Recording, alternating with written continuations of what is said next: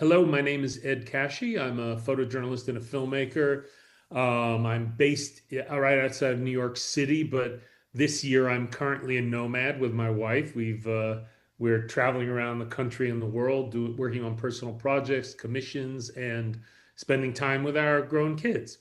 I worked for about 25 years with National Geographic magazine, primarily, but basically in the course of my career photographed for pretty much all the magazines of the world. And, in the last 10 years or so, have focused more on what I call advocacy journalism.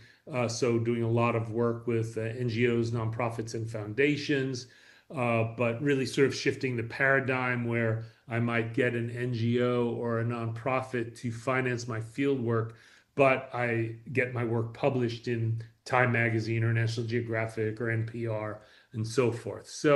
I see myself as a hybrid visual storyteller in the current sort of modern moment we're in, and with the digital revolution that we're experiencing, we have experienced. And yeah, I've been doing this for about 45 years. So I first got into photography as I was an 18-year-old freshman at Syracuse University, panicking from the fact that I would not be a great writer, which is what my dream was as a teenager. But I knew that I wanted to be a storyteller. I wanted to do something artistic and creative. I wanted to be engaged with the world. I grew up in New York in the 60s and 70s at a time where like the breast milk I was fed was political activism and, the social issues of the time, the progressive movements of that time. So for me, um, finding photography was kind of like a amazing moment where my brain sort of cleaved open and I was like, I could see doing this for the rest of my life.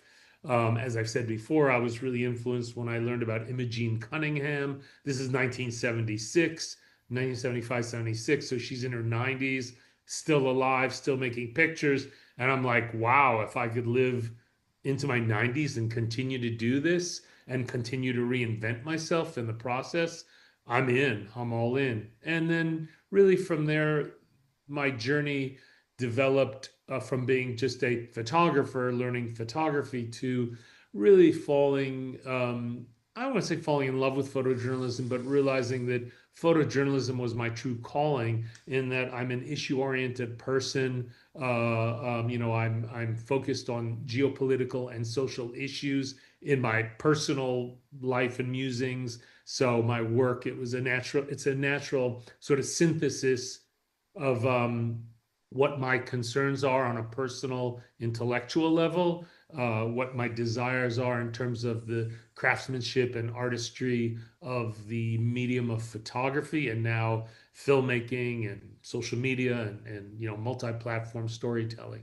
So yeah, like photojournalism is the sort of origin story.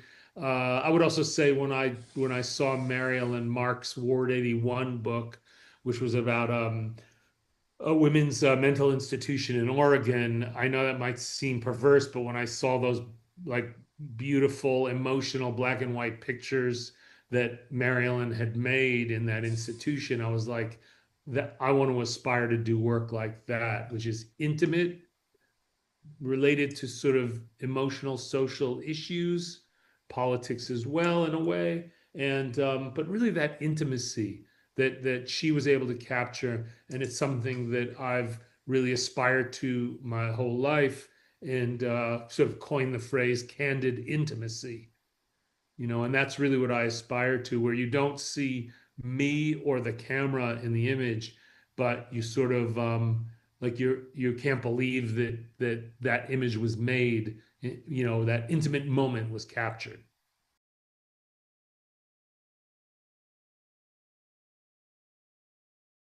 My dad died when I was 10, so by the time I went to Syracuse University, I was like, my mom was poor. Like, we didn't have a lot of money, so my back felt against the wall. And then as a freshman, realizing that my dream of being a writer was foolish, or let's just say I gave up on it, I was scared. When I discovered photography, I literally had to like call my brother up who was, and ask him for $75 to rent a Ryko camera for the semester. Like that's the level at which I was starting at. I had never made a photograph prior to that moment. All right. So when I look back on that, and I don't know for folks, younger folks who might be listening, sometimes I look back on things from that period of my life and it's like, I can't believe that happened. That it not only is it seems so far away, but it seems so almost unreal. But anyway, that was the case where, in a way, I was in a desperate situation as an 17, 18 year old. And in a way, photography really saved me. And so then once I decided to do photography, I realized I was at one of the best photojournalism schools in the world, the Newhouse School of Public Communications, which is at Syracuse. So in a way, I feel so fortunate. I fell into a program that took this kid who knew nothing about photography, who had never, I didn't do like high school yearbook pictures, and I was funneled in to a program that quickly made me realize like what did I need to do to kind of achieve this new dream of becoming a photojournalist. And so that's really the real origin story at that level of being in the university.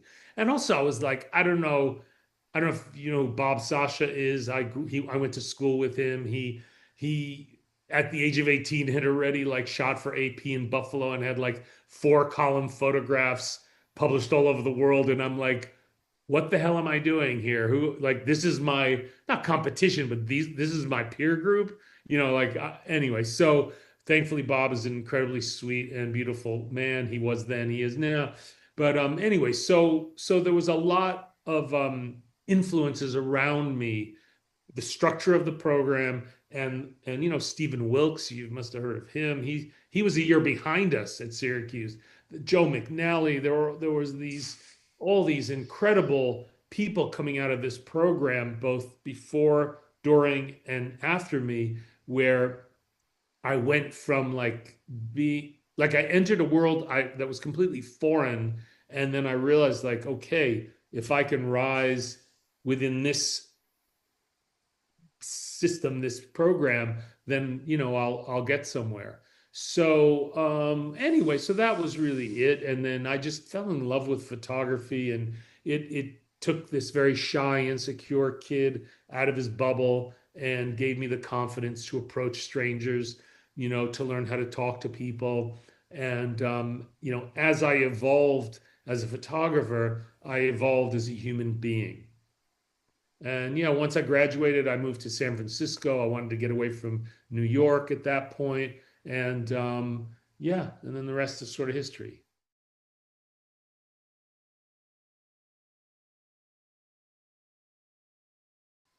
Yeah, so what's interesting for me in my evolution is that I moved to San Francisco. I start doing all this like public relations photography, like anything I could get to make money as a photographer. But I always was doing personal work on the side, even when I was a naive, immature kid and immature photographer.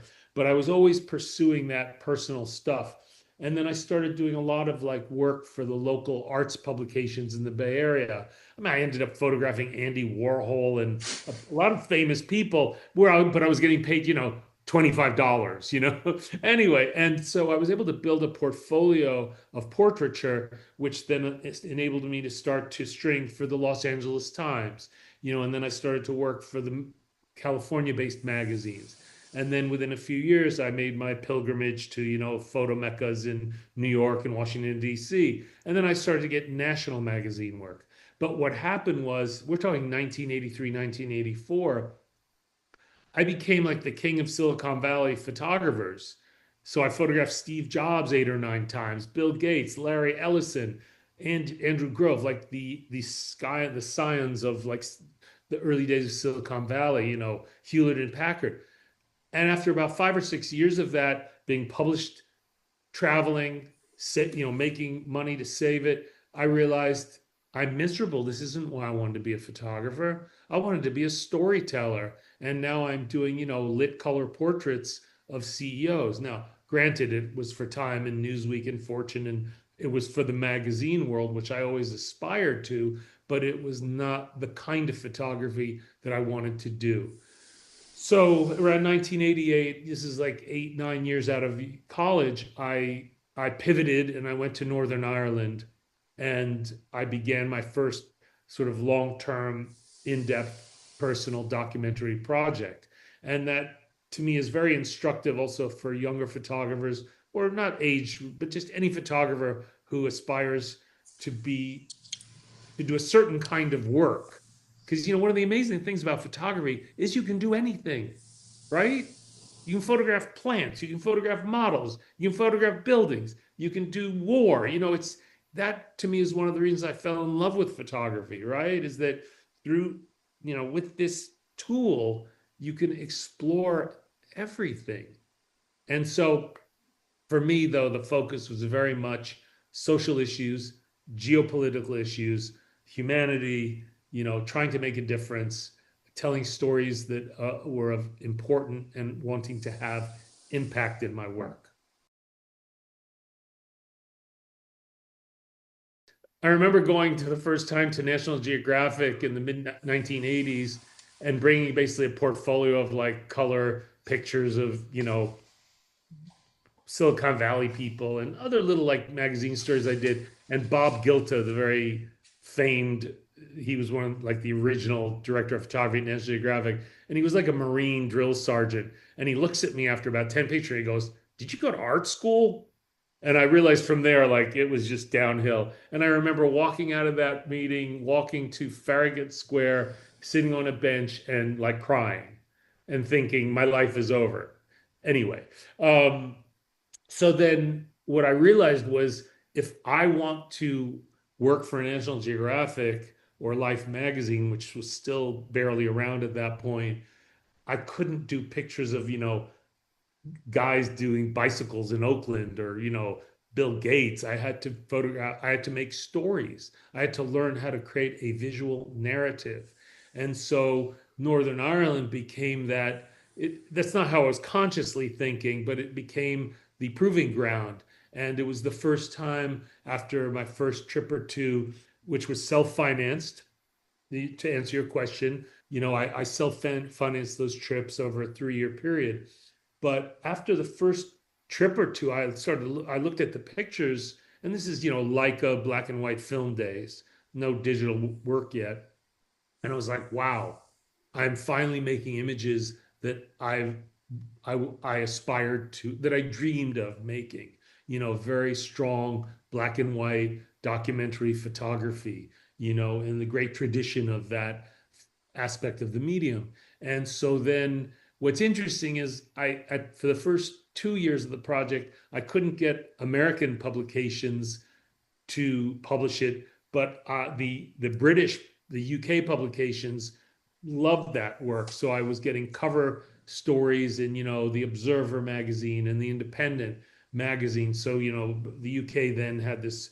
They had like 6 great photo-oriented weekend supplements. Like imagine 6 New York Times Sunday magazines every week. And so I thankfully kind of that's where I started to get published was in the UK publications. And then by the end of the project, after 3, 4 years, it was starting to be published in America, all over the world. And then that was really the story that when I went back to National Geographic in 1990 with this project, that's what put me over the edge with them because they could finally see, oh, and at that point, Gilka was gone. Tom Kennedy was the director of photography, and I really owe him a lot for, you know, taking a chance with me. And so then I proposed a story on the Kurds, the Kurdish people in the Middle East, and thankfully they said yes, and that was my first of I think 17 features for the magazine. It was a cover story, and I ended up publishing a book from that work. So yeah, I always like to say to people again, especially when I say young, I'm not necessarily talking about age, but your time as a photographer, because I don't like to be sort of ageist here. Salgado didn't start till he was 33, and look what happened to him. Anyway, that it's so important to be able to really understand, to be true to yourself, like what do you want to do, right? Like young photographers will say to me, "Oh, I want to do conflict photography." It's like, okay, great, but like, do you want to be under drone and mortar fire? Do you want to be in around death? Do you want to be around loud noises? Just be aware of that, because with photography, we have to be in the time and space where things happen. We can't be told about it later, right? We can't make it up. We have to physically be in the time and space where things happen, which means, if you want to do stories on homeless people, then you need to be prepared that you're going to be around people who smell funky, who behave erratically, who might be on drugs, who might be violent. That just to be clear, to align what you imagine or dream of doing and what the reality of that will be. And so the more each of us can align those as closely as possible, not only will we, I think, do greater work, but we will be, I don't know, more satisfied, more at peace with what we're doing. I want to say, going back, to my work in Northern Ireland, I invested tens of thousands of dollars of my own money in that, but I can't tell you beyond financial, compensation. I mean, 30 years later, 2 years ago, I had an exhibit of that work in Belfast. That the Museum of Modern Art in Ireland acquired a set of those prints 2 years ago. That again, folks, there's something about dedicating yourself to these long-term projects, and again, whatever they may be, they could be fashion. It just doesn't have to be photojournalism, but where you create work that lasts, that has meaning, that is more than just something to fill the pages next week. And there's nothing wrong with doing that either. That's a hugely important function of photojournalism, to visually report on what's going on now. What do we need to know now? But for me, I always aspired to creating work that would function as being important in the moment, but that would last for, hopefully generations. So anyway, so just with the Northern Ireland work, it set the precedent. And I do this even today after 45 years. I self-finance personal work, knowing that if we build it, they will come. But if you do nothing, nothing's going to happen.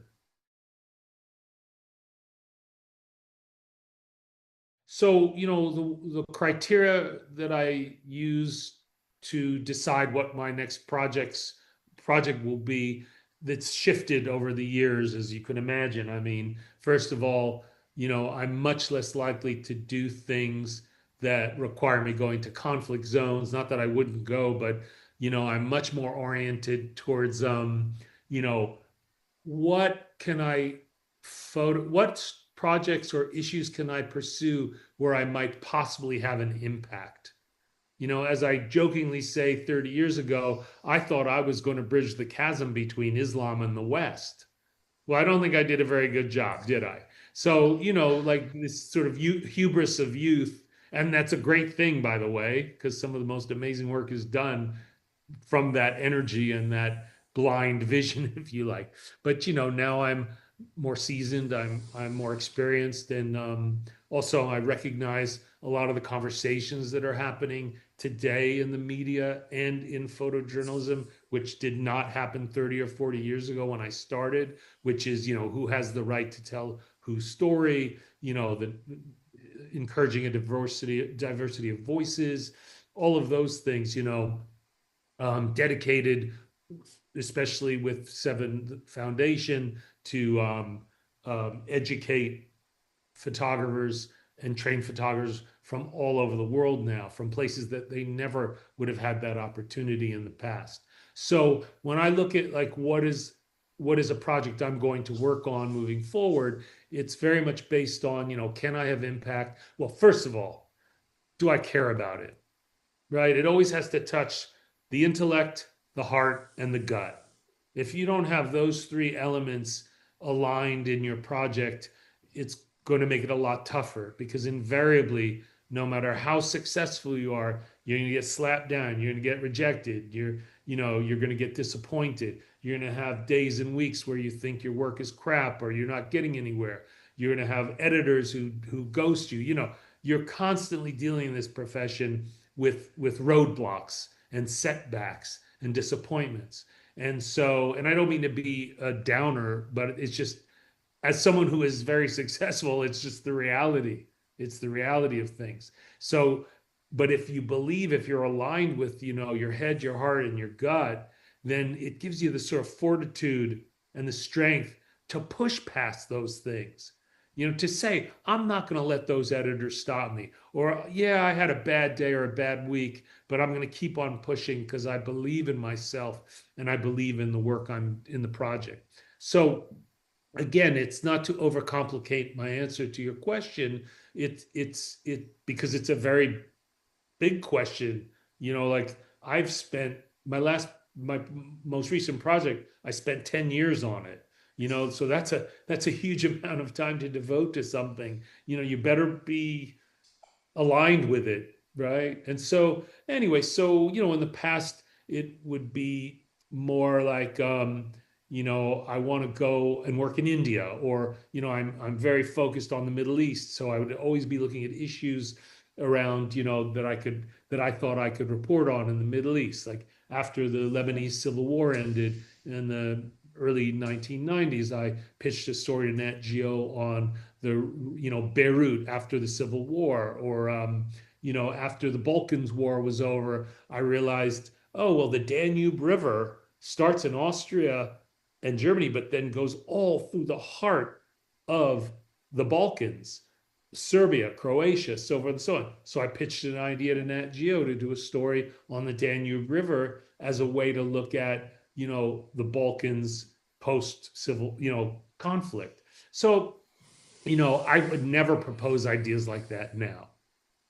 So as to answer your question, the criteria for which I choose for what makes me choose a personal project to pursue has really dramatically changed over the years. And so today, my wife Julie Winoker and I are working. We're 2 years into it, a project about America, looking at because we don't believe we're as divided as we're being led to believe.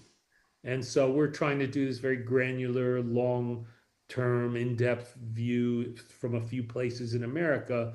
We've not gone for any funding yet. We're just doing it on our own. The other project I'm working on at the moment is looking at the impact of heat stress on manual labor around the world. So yeah, I would just say what's important is to align yourself to the idea or the issue or the place or the person, the theme that you want to explore with your photography.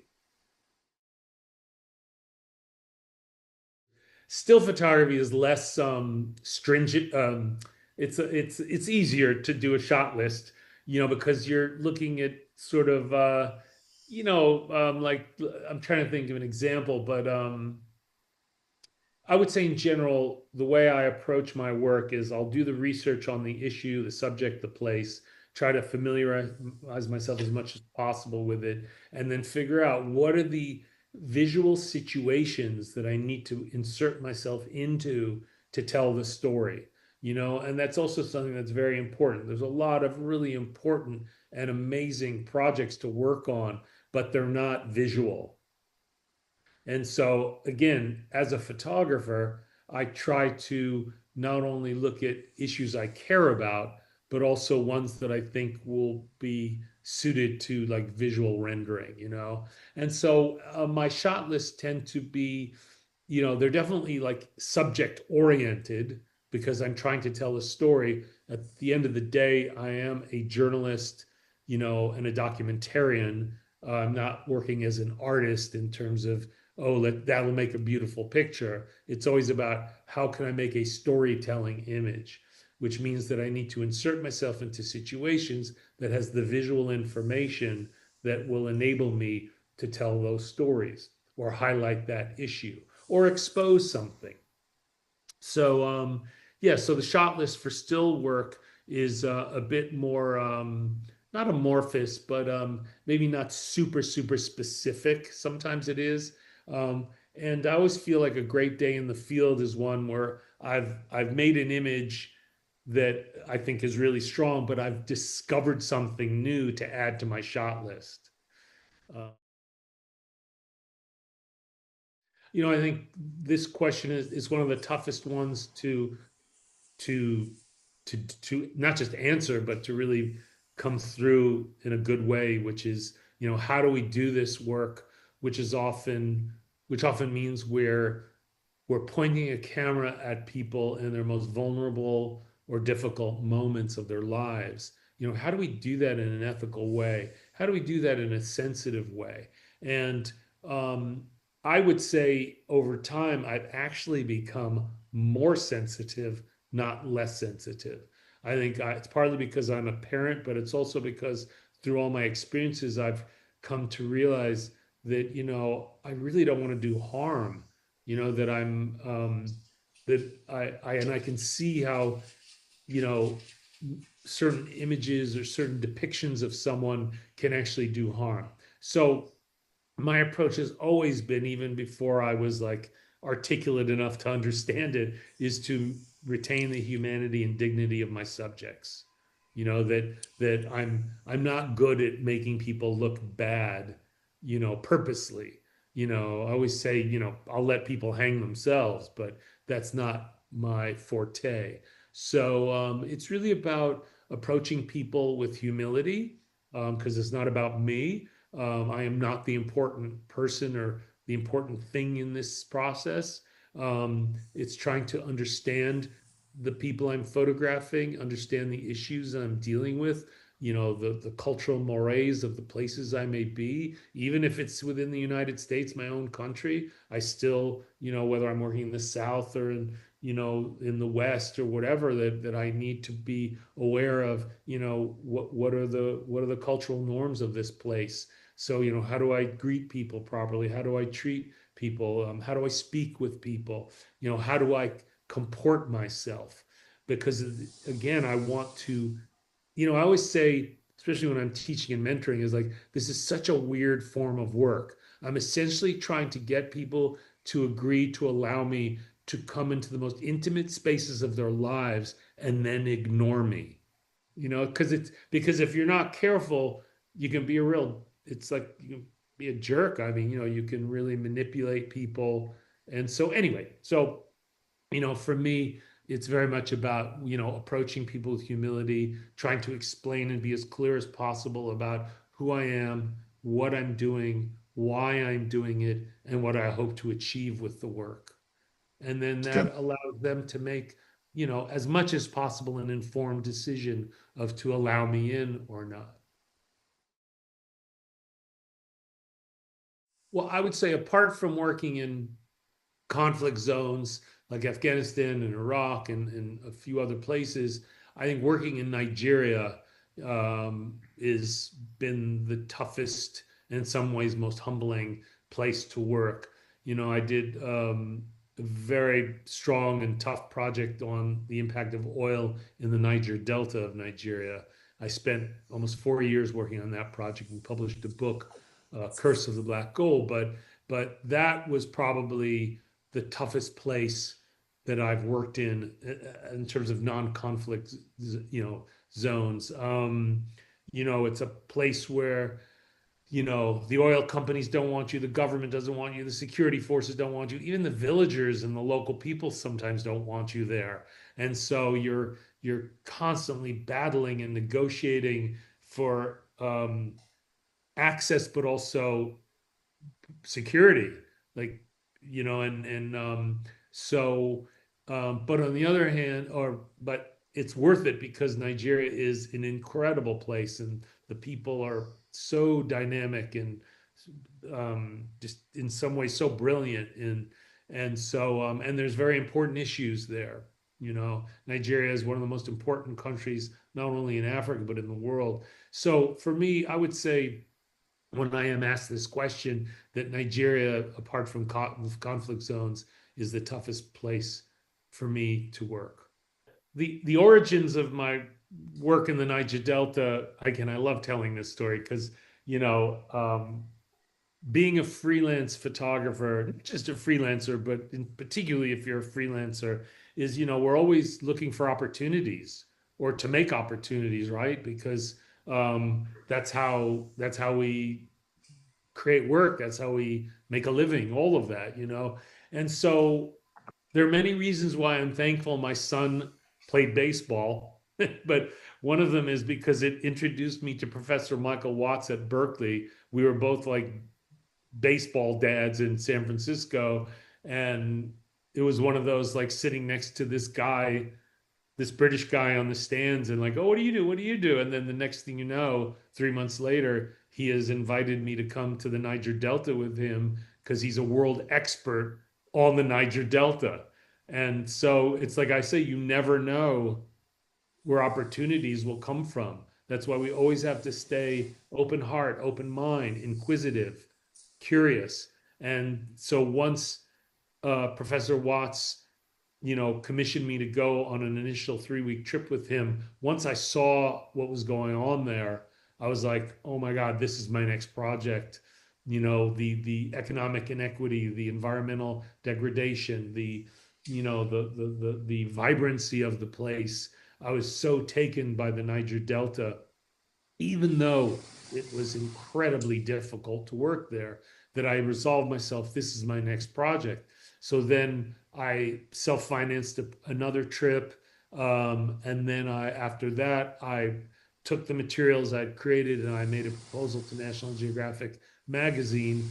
This was like 2005, 2006. So I'd already been working for 2 years on the project, and thankfully they greenlit that. And so then I was able to return with the full force and imprimatur of the National Geographic magazine behind me. So I was able to get access to an oil company. I was able to get access to like the militants, to places that I previously that were closed off to me as a freelance photographer from San Francisco, or maybe at that point I was living in New Jersey. Anyway, and also it gave me the budget, to hire a proper driver, to hire a really good fixer producer, to pay, the $300 fee for a boatman to take me for 2 hours out into the Delta, which out of my own pocket for most of us would be, that's a lot of money.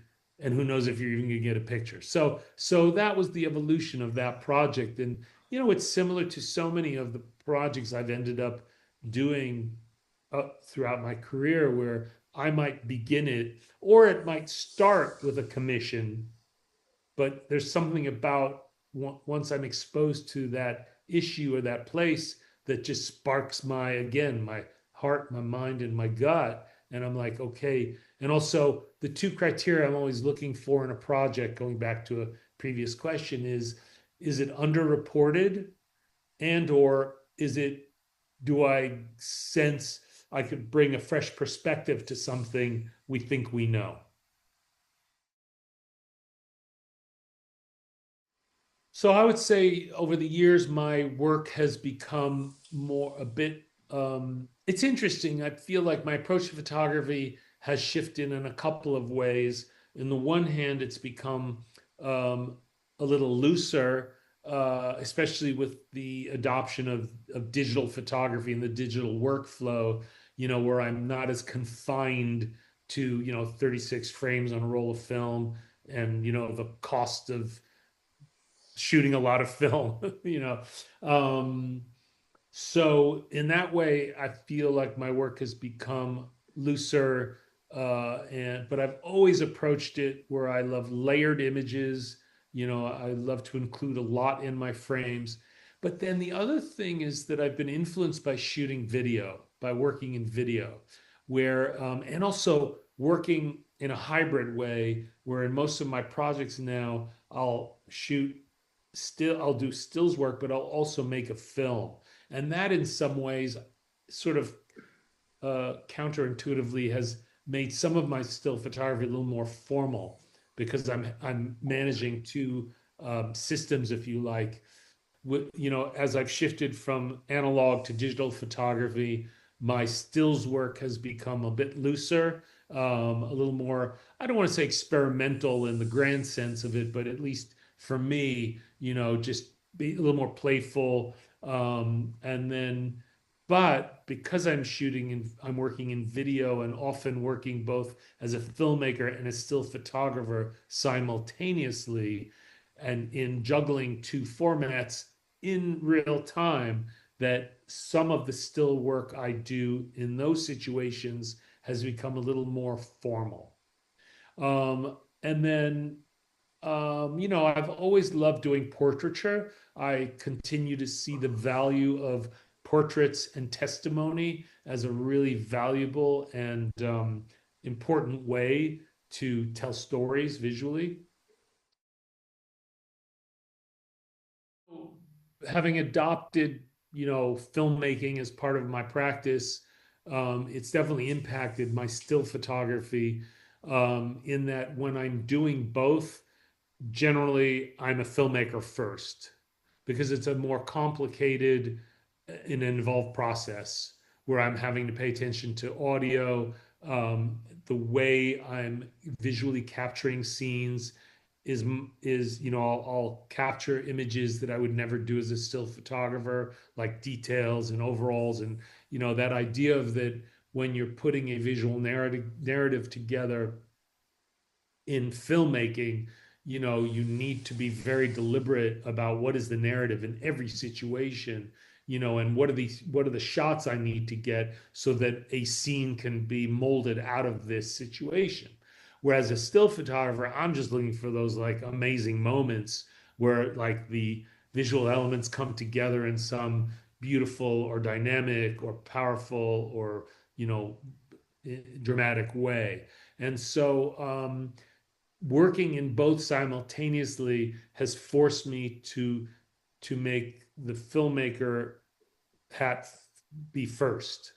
So therefore, when I'm in a situation, I'm looking at it and approaching it as a filmmaker. But when I see something where I think, oh, that would make a great still picture, I'm literally sometimes just holding my video camera in one hand and just working with my still camera with one hand. Or if I'm in a position where I can put the camera down, I'll then work as a still photographer.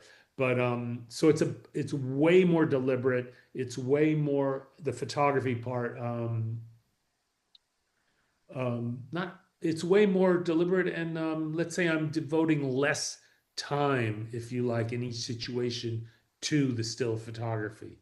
But again, like so many things, it's circumstantial. If I'm photographing, like if I'm working in a dialysis clinic in Nepal, let's say, I'm just thinking of a real situation I've been in, I'll do the video work, and then once I feel I've got that covered, I can put the camera down and then take my time to do, deliberate, thoughtful still photography because I'm in a secure place where I can, leave my equipment. If I'm out in a field or if I'm covering some event and I don't have the luxury, which I never have a PA, like a production assistant, where I can't hand off my equipment, then I'm in a situation where I'm juggling physically both media, both tools. So yeah, so that's what's interesting, I just have to say that the work I'm doing now with Julie on, it's called American Sketches. This book, it's a book we're working on.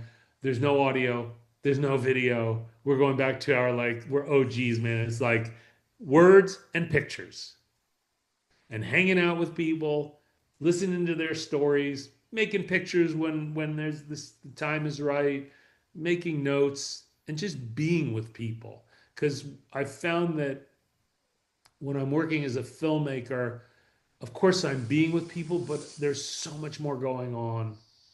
I have to we have to be attentive to so many more things. So anyway, it's just an interesting aside that at this point we're luxuriating in just like a camera and a notebook. So journalism and photojournalism is under attack as any sentient being that's paying attention to what's going on in the world should realize. And it's I hope, and I also hope people will understand that these are strategic ploys by authoritarians and demagogues in our politics who are, this is just the authoritarian playbook. You demean and devalue the media so then you can get away with more stuff. You can get away with more corruption or illegal actions or the taking of power. So I've never felt that journalism, which is the fourth estate of a democracy, it's never been more important. But I actually believe that even with AI and now the potential disbelief of all information and all imagery, I actually think it's going to increase the value of legitimate media outlets. Now, there'll always be some people who question everything or who don't take the time to become media literate. But in general, I would say most people want to know the truth of what's going on in the world. And when I say the truth, I'm not talking about my truth or a particular truth, but just like the facts, there was a fire in Hong Kong where all these high rises, how many people died? Those are facts. Sure, they can be manipulated or whatever. Oh my God, it's endless. The terrible tragedy in D.C. of the two guardsmen being shot and one being killed. There's some basic facts that I think people want to know, and as time goes on and those lines are blurred increasingly, especially with AI, I really believe that the media organizations, the news outlets that prevail, that over time they will become more valuable. That you will know that whatever your bias is politically, that the New York Times and CNN and NPR and BBC and the Albuquerque Journal and all those media outlets that we sort of rely on in a way, the Washington Post, that they will have value because they will let you know if it's AI. That I think, and I hope I don't sound naive or but that I think it's partly a belief and it's partly a hope, because if it doesn't come true, then we are screwed. Then it's every person for themselves, and we are screwed. And not only in the United States will our democracy erode, and who knows what will come out of that, but so much of the world will also unravel in that way. So I really believe that that's why all those media organizations need to keep their game super tight. They need to really keep their act together and don't blur the lines between opinion and reporting, which after the first Trump administration, I feel even the New York Times did. They like kind of lost their minds in a way, and you would have opinion infiltrated into reporting. And then that's where people then go, "Oh, wait a second, can I trust that?" So again, I think it's a really challenging and difficult time for journalism and for photojournalism. But I believe that over time, when things settle in whenever and however that happens, and in a way, I actually think AI will be some weird kind of saving grace where it'd be like obvious, okay, this stuff's fake and let's have fun with it. Let's be entertained by it. Let's make stupid, weird videos, but this is real. And I know it's real because they're going to tell me if it's not. I will say that unless you are allergic to video or you have absolutely no desire to capture audio and motion as an artist, as a craftsman, whatever, then definitely learn to work in video, because it will give you a lot more opportunities to get commissions, to make money, a living, and also the beautiful, creative, powerful side of the storytelling. But in general, regardless of what media you choose to work in, you need to create powerful bodies of work. I've never been in the newspaper business, so I don't know how that's changed, but I don't believe that 20 image portfolio with a great sports picture and a great portrait and a six picture photo essay, the kind of classic newspaper. And I don't mean that in a diminutive way at all. Like I don't think that's enough anymore. I think what editors and art directors and are looking for is, do you have a voice? Do you have a vision? And, can you tell a story with pictures? Now, if you're a phenomenal sports photographer, or, like, you have some particular skill, incredible portraitist, go all in on that for sure. And it's because it must also mean you love doing those things, right? Like I meet photographers who just love sports, and that's what they want to do, is be around sports and try to make great sports pictures. So beautiful, that's great. But apart from being a of focusing on things, I guess what I want to say is the era of the generalist, I think, is over, even in newspaper photography. Even though newspapers need you to be able to do a wide range of work. So, find a subject you care about, learn how to tell a great story in pictures. Also, being a writer, a good writer, at least a decent writer, is really important. You want to be able to write captions that make sense, that add to your images. You want to be able to write contextual information that at the very least explains what your photographs are about, why they're important for writing pitches, proposals. Writing is really, really crucially important. Curiosity, compassion, and like commitment. But I would say commitment means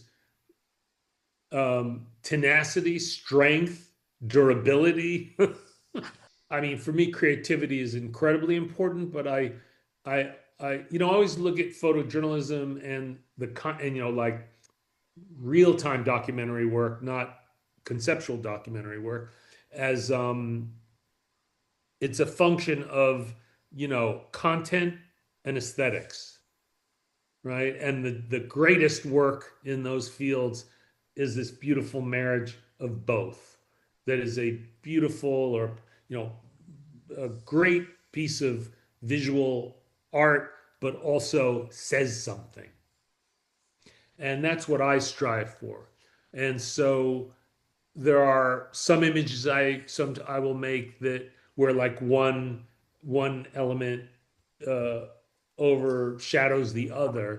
But for me, I always am looking to make storytelling images.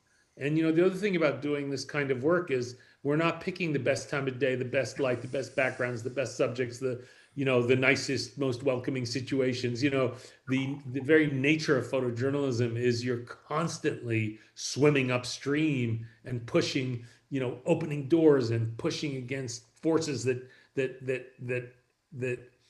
go against making beautiful images. Occasionally the photo gods, as I say, will bestow like a beautiful situation. It's like, just don't screw it up. But 99% of the time, you're battling all kinds of elements to get to that moment and that composition where everything kind of comes together in some way. Um, so yeah, but in the field of photojournalism, creativity has never been more important. And what I've witnessed in my time I've been working in this field is, and you can just see that in whatever, whether you look at award-winning pictures or just the work that people are creating, and now they're creating it globally, not just in the West. There's a much stronger aesthetic to work, and some of that is a product of the post production that the digital workflow has allowed, and in some cases is a little too much. a little too much post production, but it's all part of the art of photography. As Ansel Adams said, the negative is the score, the print is the performance. I've always loved that. So that raw digital file is the score. It's immutable. It is what it is. But every time you work on it in Photoshop or Lightroom, whatever you use, it's a performance, and it can look different and feel different. So I love that aspect of photography. But again, with photojournalism, it is the one area of photography that must abide by a strict set of ethics and rules. And some people might hate to hear that, but that is partly going back to a previous question. That's how we don't lose people's belief in the work we do. Two Canon cameras. These days, I'm working with a 51 2 fixed lens, which just makes everything beautiful. It just makes us look so good as photographers. And then 24 to 70. So that enables me to have the flexibility in any situation, to pretty much make all the pictures I would I would want to make. I've never been a telephoto photographer. I mean, I have those lenses and I will use them in some situations. But yeah, so that's as a still photographer. I work super light, and then a flash that which I use more as a problem solving tool, not so much. Occasionally, I use it for a look, for an aesthetic look. But yeah, I like to work really simple. I mean, if I had to have one lens, it would, and I'm almost embarrassed to say this because I come out of the world of fixed lenses, but and like Leicas, but is the 24 to 70. If I had to have one lens, but if I had to have one fixed lens, it would be the 35. Yeah. Well, I mean, doing this work, it is my life. It's how I met my wife. It's how like everything in my life and somehow comes back to photography. But doing photojournalism and the kind of work I've done, where I've worked in over 100 countries and seen a lot, it's made me really humble. It's made me um, yeah, it's made me, what's interesting is, as I said earlier, this kind of photography, we have to be physically in the spaces where things happen. So, for instance, like the work I did on aging, now as I am getting older, it's like I understand what it feels like, what it looks like, what it smells like to get older, like, or being around death in conflict zones, or also the joys of life, being in situations where the most beautiful things are happening, or people are treating each other with such humanity. Basically, it has enriched my life in a way that I never could have imagined, both in the really tough, traumatic ways that that gives, as well as these sort of, life affirming ways where you see people do the most incredible things for and with each other.